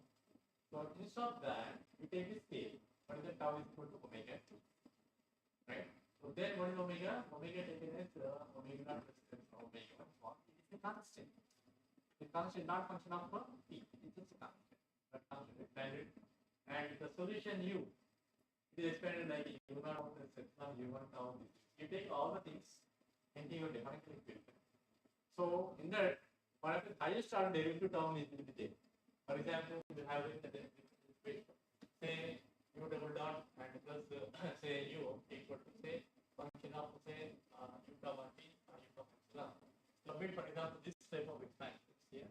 So then this term will get characterized as omega square. Try to connect with the omega naught square, for example, omega square and u double dot and like that. In that way, we try to get the method of this equation as the usual method. It is proposed by David. Either you can use it, but I like this methodology with multiple steps. So it is very important to solve the prudence problem. Okay, so in which what happens, whatever we having that independent variable, the independent variable is earlier we have given this relative factor, but here is the figure. Here, so the take as is taken as the Tn value, and still Tn is equal to Tn value. Is taken as epsilon over n and t. So for n equal to 0, we get what? T n equal to 1, how much you get? Epsilon t. And n equal to how much you get? 50. And n equal to 3, we get epsilon t. So like that, so we keep on getting Tn that is equal to n. This is the way we try to scale. Using this formula. Okay. So we have this scaling we take. Accordingly, the differential operators. Differential operators will be written in terms of change rule, derivative. Derivative means rho by 20 naught by dt. And this value how much? According to this is dt naught by dt, how much you get? 1. According to this, here, on the board. Here is so we have it very simple dt naught by dt value. Here dt 1 by dt is how much? Epsilon. And here is what? So dt 2 by dt we get as epsilon square and keep on. D by dt what? D by dt you try to expand it. D by dt you can expand as say dou by t naught and dt naught by dt. Agree or not? Okay, and plus you take another one dou by dou t1 by or dt1 by dt and so on you have that. Okay, so according to this we are having this is 1 and this is what we have epsilon and so on. It means what finally your d by dt value is equal to dou by dou t naught plus epsilon dou by dou t1 plus epsilon square dou by dou t2 and so on. So we get to this way. Agree? So this is the change. So we take the multiple scales. Many scales we have taken for time and accordingly. So we have this operator d by dt change in this format. So first order will be like this. How to get d square dt square? D square dt square means what? Whole square you take. You take second order means what? You take a square. So here is d square by dt square value will be, so you having dou by dou t naught plus epsilon dou by dou t1. Okay. So how many scales we want? Accordingly that many. So you get the order of this. So for example, whole square you can write directly. And then accordingly, so then your operator got changed. So this is only one change we have. This is only one change we have. Okay. So accordingly, so d by dt will be like this, and d square by dt square will be in this format. So then we go to the next one is u. How to expand u? So t got expanded. T got that is it is function of several times like t naught, t1, t2, and so on. And you see, be careful that is this leading term started from the epsilon onwards. Okay. So then that epsilon u1 and epsilon square u2 and like that expansion, and then accordingly you try to submit the previous this expression and then this expansion for u into your differential equation, and then we get the system of equations. So here is what. So then suppose if you want to stop at order of epsilon square, so then we need how many? T naught T1 we need. Okay. And suppose that if you want to stop at order of epsilon cube, so then how many variables we need? T naught, T1, T2. So like that we have to calculate that how much order we want to go, accordingly we have to stop. Okay. So this is the idea for the idea is very simple. Idea is very simple, but implementation is complicated. So this example, if you say that this is second order equation, if you taken, and then epsilon n will be written as like this 1 by n factorial f for n u naught. Actually, this is a Taylor series expansion, right? So then we want to solve this equation, and for n equal to submit 1 here, and you get this equation. If you define in this format, n equal to, you have this type of differential equation, etc. Yes. How much time I have?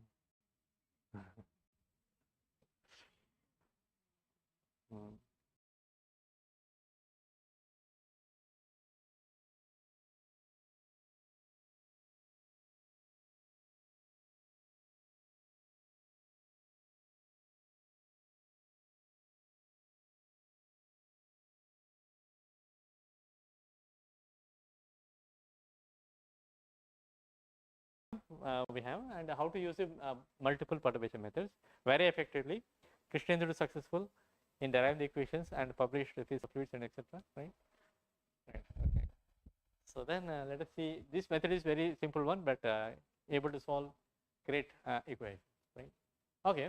Then now, if you submit all the formalities as earlier, right? So this is epsilon quotient equation, this is epsilon square quotient equation, epsilon cube quotient equation will be there, and this is homogeneous one, linear homogeneous, it is linear non-homogeneous. This is again linear non-homogeneous. So whatever solution you get from here now, you submit on the right side here as earlier, and again whatever solution you get u1 and u2 from this, submit on this right side, and you get you can find out what is it. So this is where we can proceed. Okay. So at the leading order, so you can solve this equation leading order. So leading order solution will be that is in the format of this we can write. Can you read or not? So variable separable technique. If you use variable separable, here is u1 can be assumed as capital A is function of t1 comma t2, and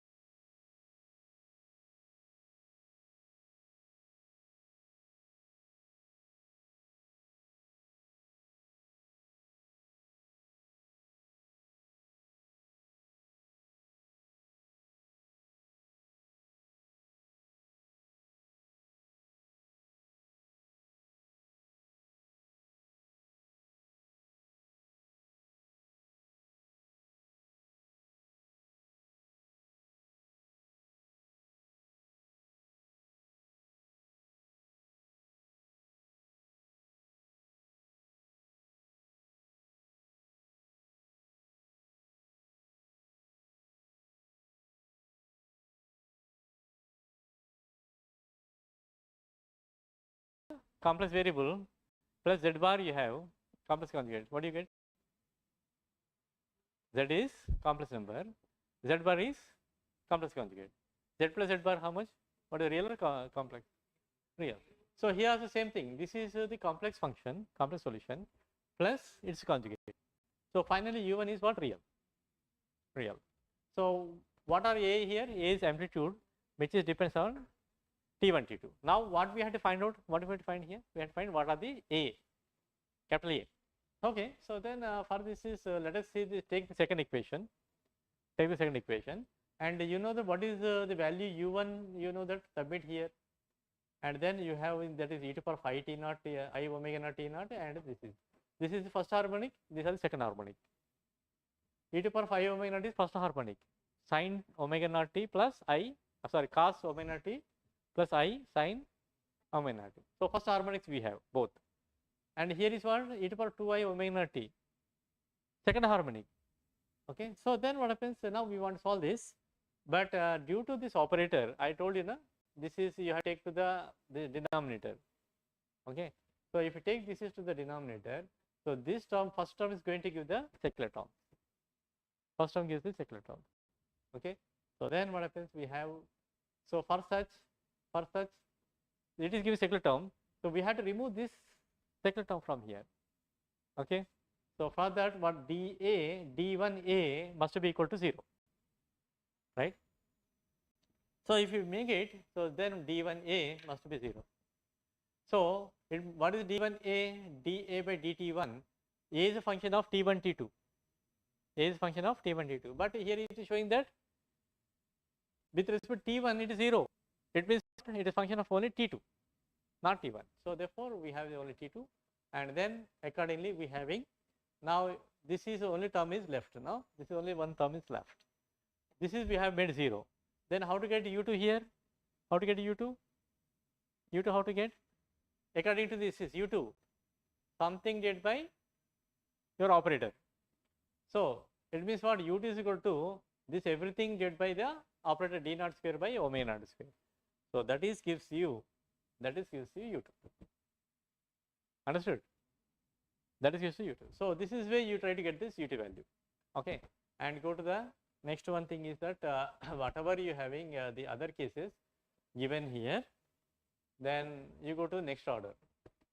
Okay, this is very important information, that is why the initial condition ignored here. You can see that n greater than 2, so we obtain or choose a that is constants un from the conditions. We can choose that from the condition, we can choose it.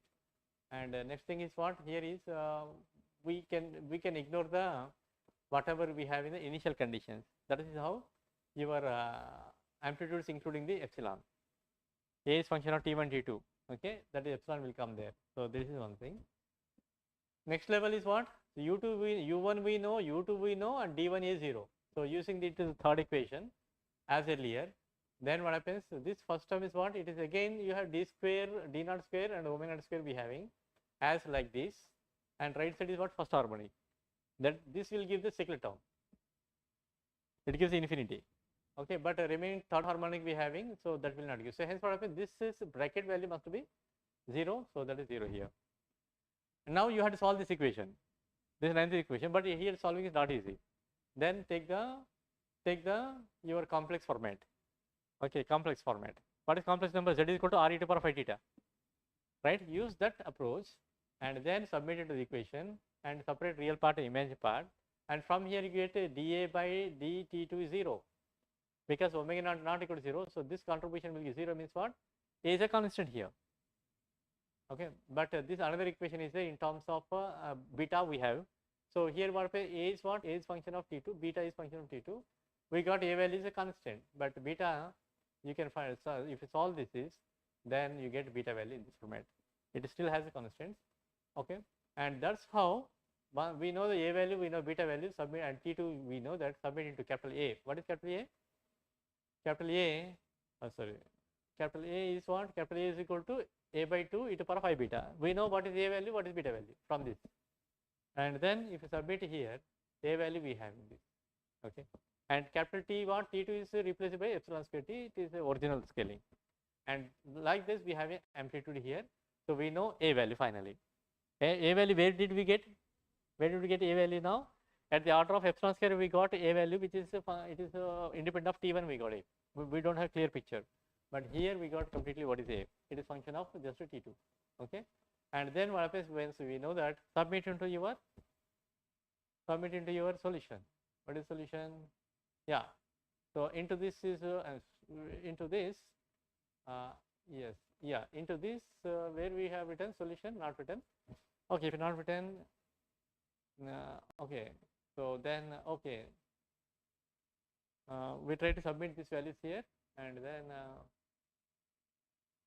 we get the result solutions like u value is equal to that is epsilon u naught and something like this. You submit all the values.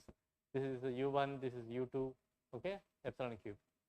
Okay, so the solution is ready. You can compare with the, these are the arbitrary constants we having A and beta naught, that can be removed if you know that the exact condition. So like that we have, oh, where it is? Okay, I think yeah.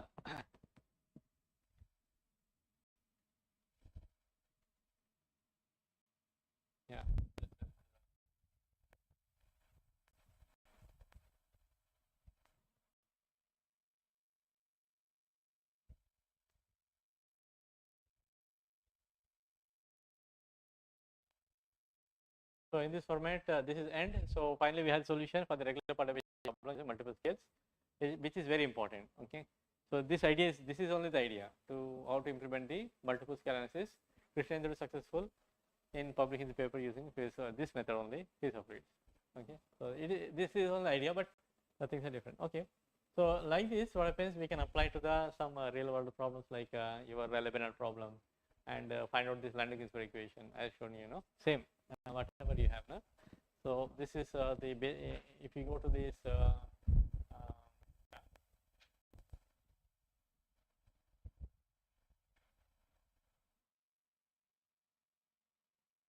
yes.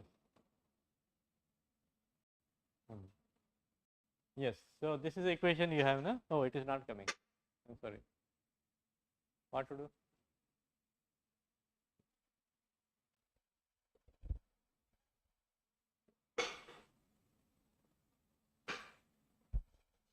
Okay, okay. Now it is okay. Right. Now you can see that this is multiple scale analysis. Right. So taken x values epsilon x and y values epsilon y, and t is equal to epsilon square t, for example.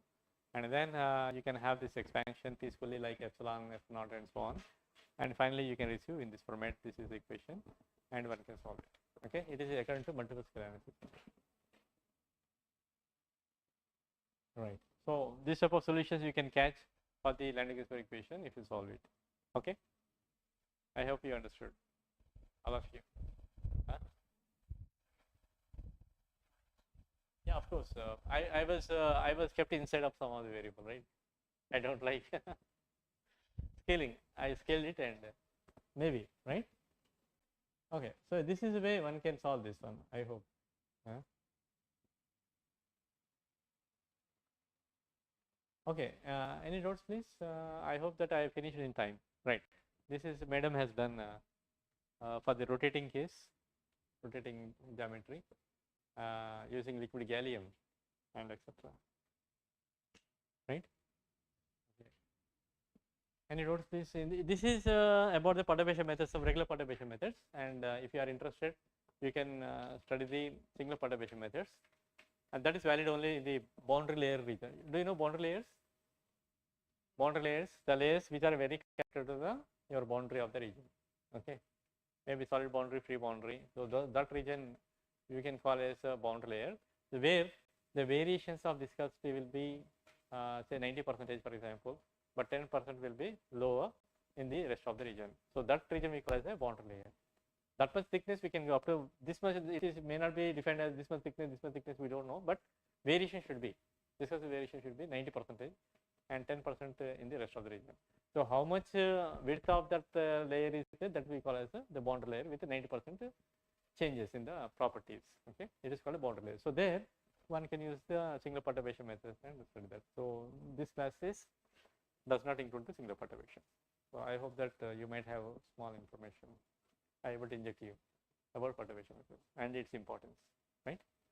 Okay. Any doubts, please?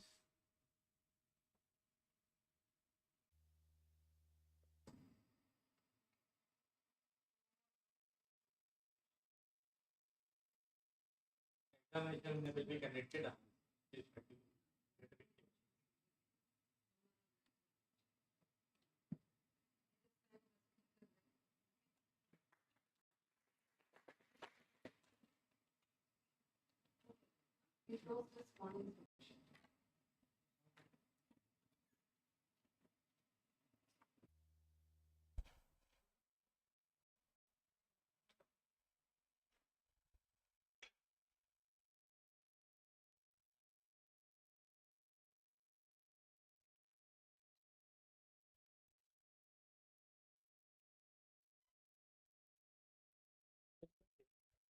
Problem?